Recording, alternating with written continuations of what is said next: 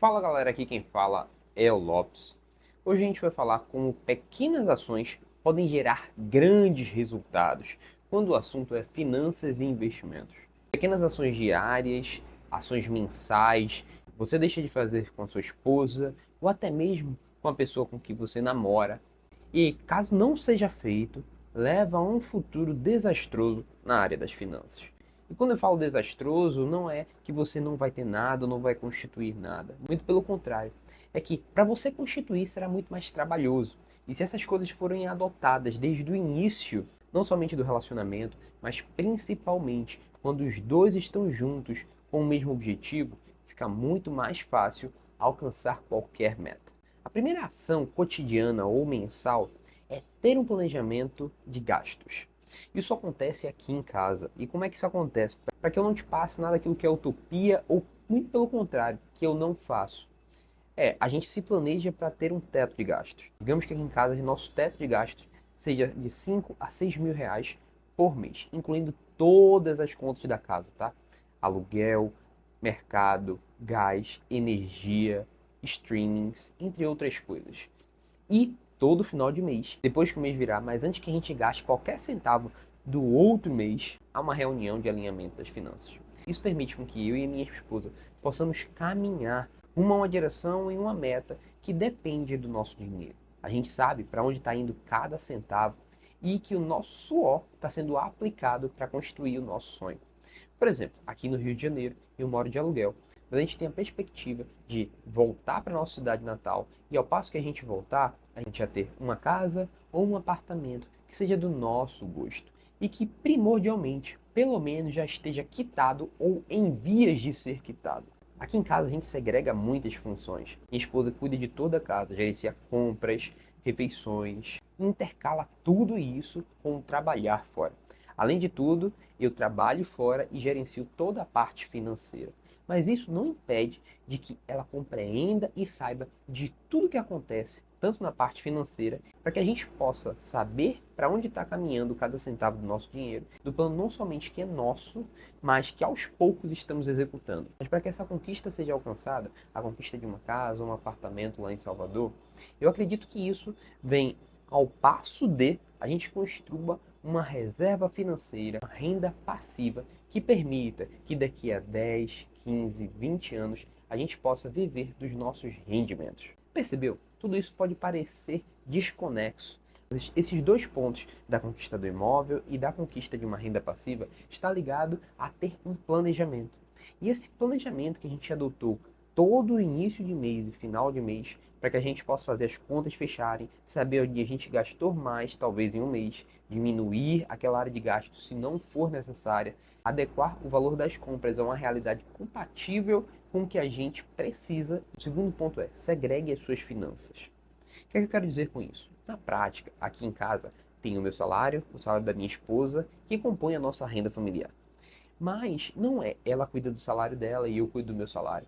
Muito pelo contrário.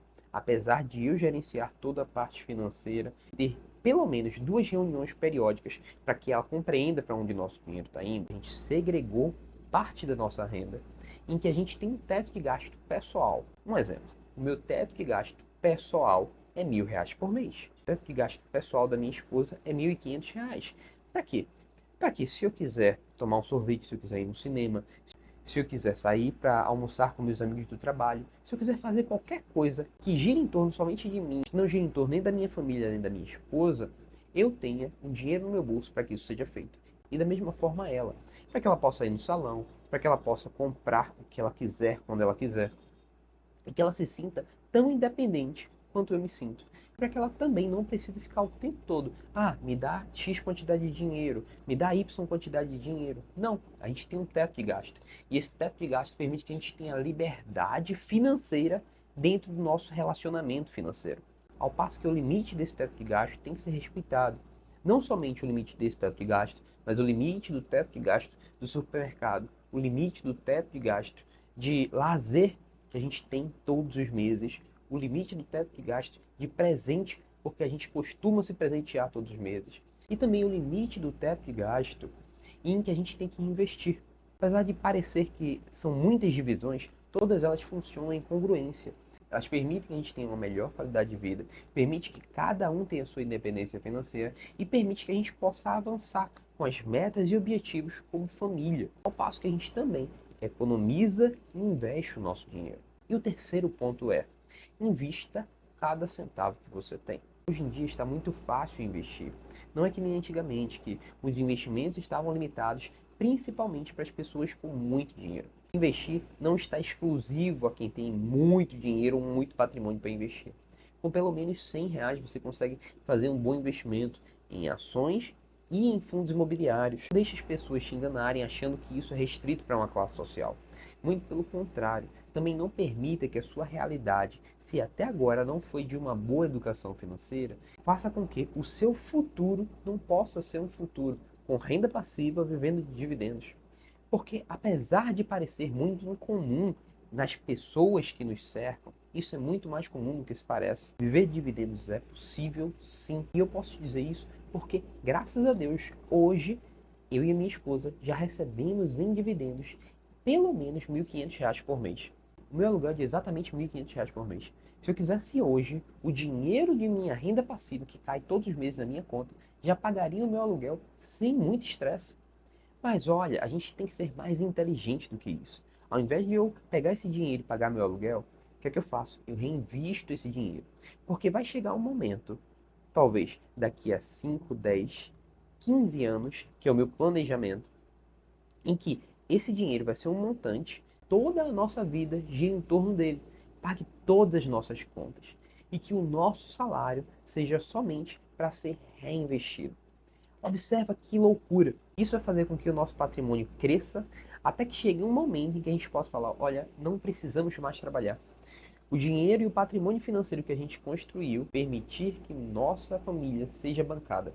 Vai permitir que a gente tenha um futuro sem preocupação com dinheiro. Vai permitir que a gente tenha o ativo que ninguém compra, que é o tempo. Percebeu que com 3 atitudes fáceis, cotidianas ou até mesmo mensais, você consegue transformar a sua vida? O problema é que quando sobra dinheiro, a maioria da população tende a pensar assim: olha, sobrou algo. Esse mês dá para eu comprar algo a mais que eu necessito, mas que na verdade ela não necessita, para que ela possa se presentear. Porque sim, ela sempre quis algo, mas ela nunca conquistou ou conseguiu conquistar, porque não tem planejamento financeiro. O problema da maioria das famílias não é muitas vezes ganhar pouco. Eu sei que tem gente que ganha pouco, tá? E a gente sabe que quando você ganha pouco, é ideal que você invista em si mesmo para que você possa ganhar mais. Mas antes de você começar a ganhar mais, é importante que você tenha atitudes que te permitam ter uma boa vida financeira depois que você começar a ganhar mais. Porque não adianta nada você aumentar seu salário se as suas atitudes continuam sendo atitudes de quem gasta muito dinheiro, de quem não poupa nada, de quem não investe nada. Esses 3 pilares: planejamento, segregação das suas finanças e terceiro ponto, investir cada centavo, vai fazer com que você tenha um futuro muito mais promissor, vai fazer com que seu dinheiro renda e se multiplique. Porque no final das contas, investir não é somente algo utópico ou algo que as pessoas de classe média e pobre não podem viver. Pessoas que não são empresárias, pessoas que não são empresários ou autônomos tendem a chegar a um nível de riqueza somente por meio dos investimentos. É a única saída, galera. E digo mais, se você é autônomo, é a melhor saída ainda para você. Valeu, galera, e até a próxima.